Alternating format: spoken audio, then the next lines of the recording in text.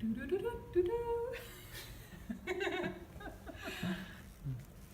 Goddag. I dag skal vi have om priselasticitet. Derfor har jeg taget denne elastik med. Så lad os prøve at kigge, hvad det er for noget. Som definition, der er priselasticitet forbrugerens adfærd ved forskellige prisændringer. Det vil sige, at når forskellige varer ændres i pris, så vil forbrugeren ændre adfærd, alt efter om det er en priselastisk vare. Du må gerne filme her, Claus. Priselastisk vare eller en prisuelastisk vare. Lad os prøve at kigge på et eksempel. Hvis vi har en Gucci-taske her, det er en luksusvare. Det er også en vare, som er let at erstatte. Det vil sige, at du kan bare købe en taske et eller andet sted, som er meget billigere. Og varer, som er budgetmæssigt dyre. Altså vi har jo forskellige indkomst. Så for nogen vil det være en dyr post at købe sådan en taske her, men for nogen vil det måske være lidt billigere. Så det skal man også lige have med i forhold til, om det er en priselastisk vare eller prisuelastisk vare. Når man så har at gøre med en priselastisk vare, jamen, så er det, at forbrugeren ændrer adfærd ved en prisændring. Så eksempelvis har du den her taske, der koster, hvad skal vi sige, Claus? Den koster 4.000. 4.000, yes. Hvis butikken, der sælger den her taske, vælger at sætte prisen ned med 20%, så vil det gøre, at forbrugeren ændrer adfærd, fordi der vil være mange flere, der har råd til at købe den, og dermed går ind og køber tasken. Yes. Så når vi er over i en prisuelastisk vare, det kan være dagligvarer eller varer, som vi bare køber af vane.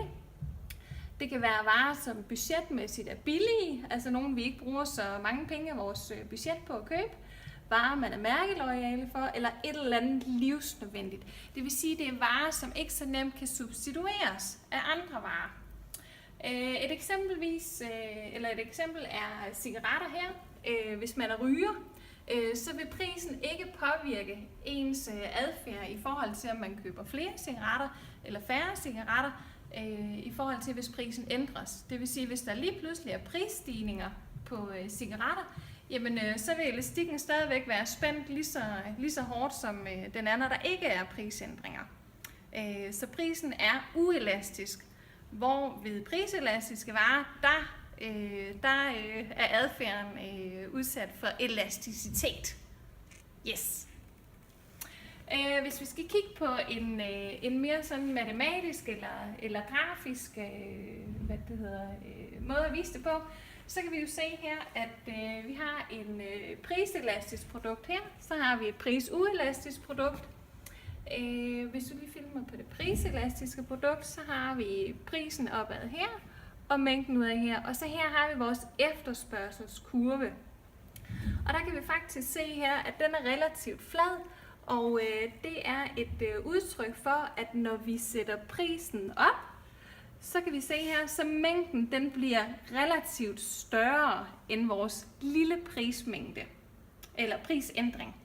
Kigger vi derimod herover på et prisuelastisk produkt, som for eksempel er cigaretter, vi siger, jamen vi sætter prisen op med 20%.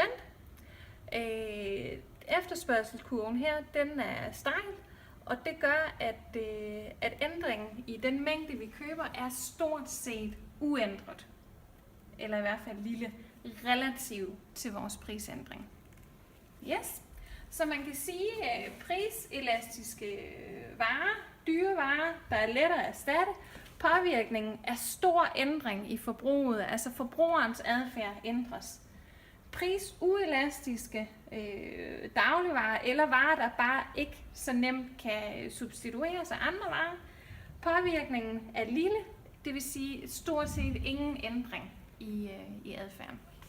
Tak fordi I fulgte med.